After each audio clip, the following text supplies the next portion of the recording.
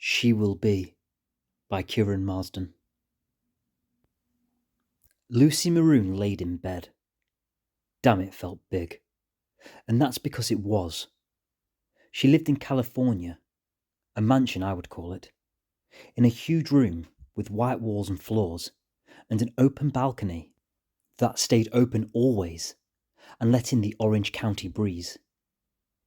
She was naked, and nothing on but the white sheet covering her body. She sat up in bed. Her big breasts were out, staring at the room. Her big red hair was like a fiery mane, and it glistened. It always did. She'd even been in a shampoo commercial when she was young. Now she was 55, but if you had walked into that room that morning, not that you would have got past security, Pete and Jerry, for the gated-off community, you would think you were looking at a movie star in her prime. At first glance anyway. Details of aging were there. The skin had turned red from years in the Cali sun. She had really lived the Californian dream, soaked it up. Coming from Seattle in her late teens, her mind's eye had always looked here. Her voice now had a rough quality when she spoke. The vocal cords were not tight anymore. They had loosened, victim to the passing of time. It wasn't a deep voice, but it was definitely not nubile. Her husband had died 5 years ago, Jerry, a rich investor who had played Wall Street to a T. Old age had got him, and she had always got what she wanted. This, an 8-bed house in the Californian hills. But at the end of the day, who wants to sleep alone? Not Miss Lucy Maroon. "Mum, are you awake?" came a voice from the corridor, almost with an echo. That's when the prettiest brown-haired, blue-eyed little thing appeared at the door, with a smile that would give a dentist an erection. "Yes, Kimmy. Just woke up. Where's my coffee?" That's when Kimmy giggled. She walked across the room in tiny blue cotton shorts. What the difference was between underwear and shorts, Lucy was not sure, but these definitely bridged that gap. Her top was a white vest. There was no bra. There was no need. Bras would be out of work all of Kimmy's life. No need for work.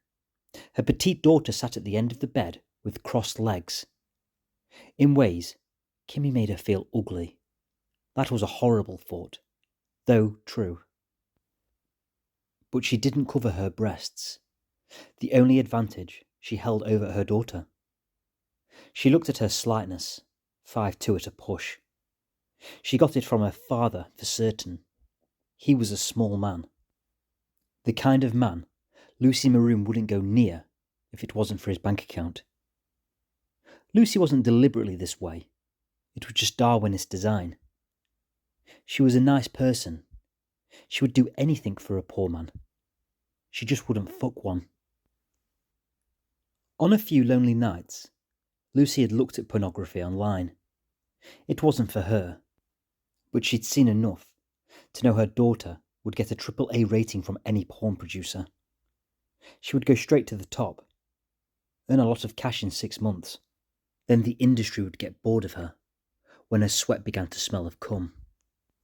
And she would pay for it in the end, when in her 30s she couldn't wash the whore from her skin. That's how she looked. Cute tiny teen gets. She could see the title in the thumbnail now. "Jason's coming to pick me up soon. We're going into the city on his bike. You sure you don't mind?" The truth was, she'd almost forgotten, but she needed to put on the mother look for both their sake. "I suppose, just don't run out. Bring him in. Make some excuse. I don't want you going off into the sunset, only to be murdered by some mental biker." Kimmy giggled, that laugh that didn't know if it was child or adult. Again, she bridged the gap. "Jason isn't like that. He's a good guy. A gentleman, really. Super kind. He's a man, Kimmy. He only wants one thing, and it's underneath that underwear." "Underwear? These are shorts, Mum." Sure. Oh my God, they are. At least I'm wearing something, said Kimmy. I'm in my own bed, and I'll wear what or what I don't want to, thank you. And anyway, where is my coffee? Coming up, your highness. Anything else I can do, my good lady?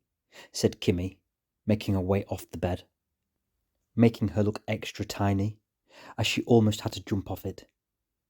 Coffee'll do just fine, she said, resisting the urge to say what was on her mind, what she really wanted.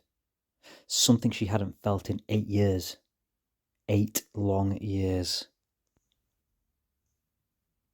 When Lucy Maroon walked down her vast staircase into the bright open kitchen that morning, she did in a red silk open dressing gown.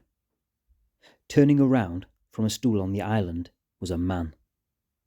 He looked at her, and like a child freezing when a car comes hurtling towards them, Lucy froze.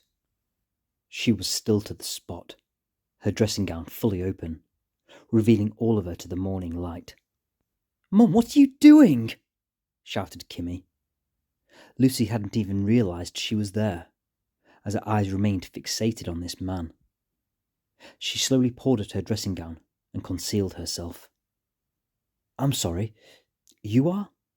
The man got up and began to walk towards her, slight in a tight black t-shirt, 6 inches taller than her, coming towards her, reaching out his hand. "Mum, this is Jason," said Kimmy.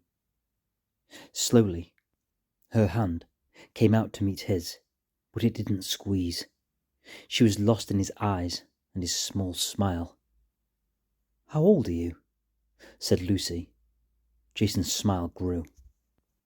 22, ma'am. You look nearly 30. Mum, for God's sake. Well, you do. It's okay, ma'am. Where are you from? Said Lucy, picking up on his twang. From the Alopecia Mountains, Tennessee, really. And how did you find your way to California, Jason? Pop's owned a lot of land, couple mountains. Been in the family for generations. Apparently oil's all over one of them.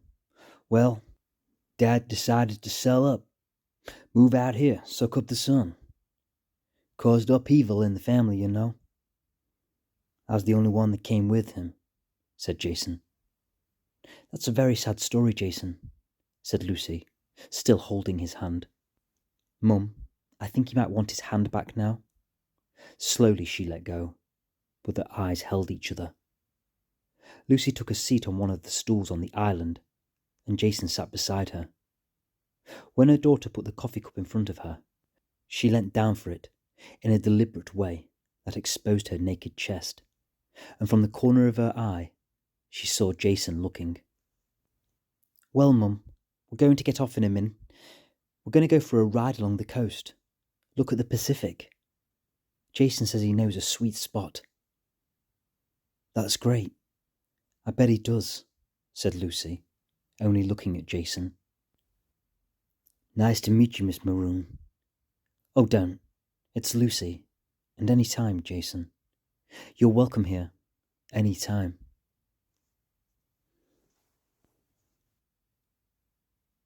You ugly, stupid bitch, she said in her bathroom mirror. Everything was off now. She looked at her fake breasts her late husband had paid for, the red freckled skin she likened to old leather, her ass she thought was way too fat. What the fuck was that all about? Lusting over your daughter's boyfriend, and you didn't care. I've always been a whore deep down. But damn, he was pretty. But don't be stupid, she said, looking at the ceiling. That's when the tears started. What's he seeing when he looks at this? Probably wasn't even smiling at you. Probably laughing at you. And he saw it all too. But I felt like he liked it. And that's why you're a stupid bitch. Your time's up. Get over it. Why'd you wear half the shit that you do? Desperate old bitch. That's what I look like. I bet half the neighbourhood's laughing at me when I go out. Desperate. That's what I am. And a shit mother. She said, staring deep into the mirror. Lucy laid on her bed, with her eyes closed, waiting for the dark, feeling the breeze of the California air on her skin coming in from the balcony. She wore a black top that covered her arms to the wrist and came up to her neck, and some grey baggy tracksuit bottoms. She listened to the radio and had done some deep, deep consoling. She allowed the pain to sit there, upon her, and she cried and cried. She was coming to terms with who she really was. Past it. She had received a message from Kimmy 2 hours ago, saying she was stopping the night at a friend's, and Jason had dropped her off there. And she hadn't looked at her phone since, or barely opened her eyes. Her phone went off again. Miss Maroon? Jerry? There's a guy on a bike here. Wants to access your premises. Says his name's Jason. What time is it? Nearly 10 p.m. Is everything okay, ma'am? Yeah, I'm fine, thank you. Thanks, Jerry. No worries, Lucy. I'm letting him through now. Lucy heard the hum of the motorbike approaching from her room, through the open balcony. She expected to hear the door open at any second, and hear Kimmy go to her room, maybe a little drunk or high. But it didn't come. Instead, the doorbell rang. She made her way down the big stairs and to the door, wiping at her tears, hiding them away. When she opened the door to the night, there he was, his bike helmet under one arm and a smile as bright as the moon. Miss Maroon? Jason? What are you doing here? May I come in? I don't understand. Where's Kimmy? She said, opening the door. As he stepped in, she didn't get to fully close it, as his hand took the back of her neck. He came down and kissed her on the lips. She didn't fight. She let go, as his hand worked its way up her top to her naked breasts. Stop, said Lucy. He looked at her with a smile that wasn't boy nor man. It bridged the gap. One she loved and hated, lusted and loved. Reason or chaos, her or her daughter. Why? Why, Jason? Because you're beautiful. Really? Really? He took her top off, pulling it up and over her arms, revealing that naked chest. As he began to kiss her body in all the right places, she smiled simply and ran her hand through his hair. Jason, stop. Huh? He continued. That's it now. Stop. Jason stood up slowly. She could see the pain in his eyes. It's not like that. You're a lovely boy, and thank you. You've done more for me than you could ever know. I don't understand. I don't expect you to. You're young. One day you might. Thank you, Jason, she said, picking up her top and putting it back on. You should go, said Lucy. Are you going to tell Kimmy? No. There isn't any need. Good night, Jason.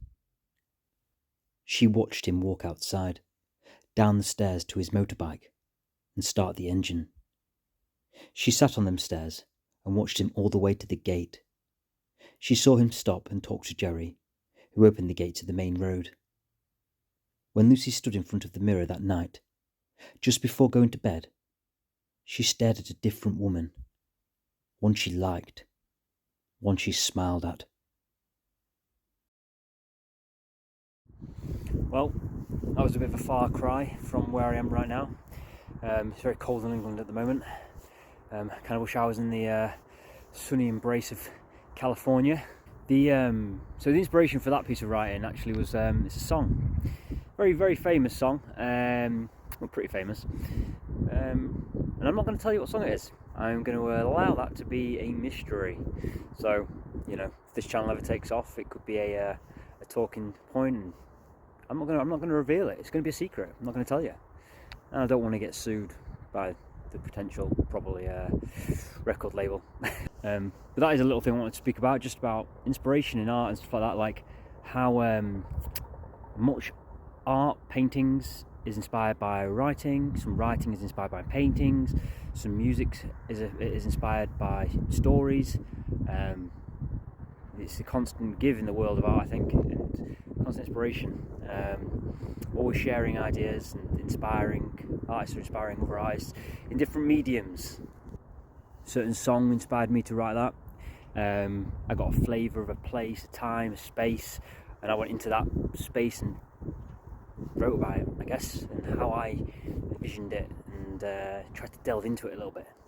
I once heard someone much more cleverer than me, cleverer, is that a word? More clever, I don't know, that all genius, yeah, and I'm calling myself a genius right now, is just an exercise of concealing your sources. Because nothing really is novel, is it? Everything is inspired from somewhere else. Think about it for a second. You've never come up with a single thought yourself.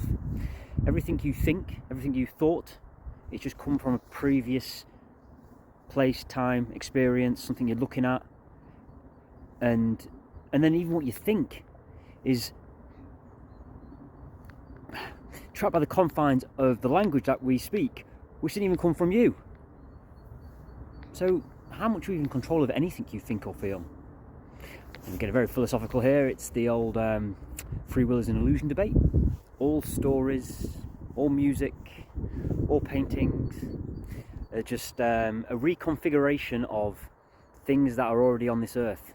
And that's all humanity is. So from the very beginning, nothing new has come to this world, has it? We've just got the same basic elements, same basic resources, but everything that's been built up around us is just a reconfiguration of them elements that that has developed into something that is more comfortable. So what an incredible thing that is. It's just the human soul. Like, all the basic elements have always stayed the same. The human soul, the human mind can make things better just through its imagination.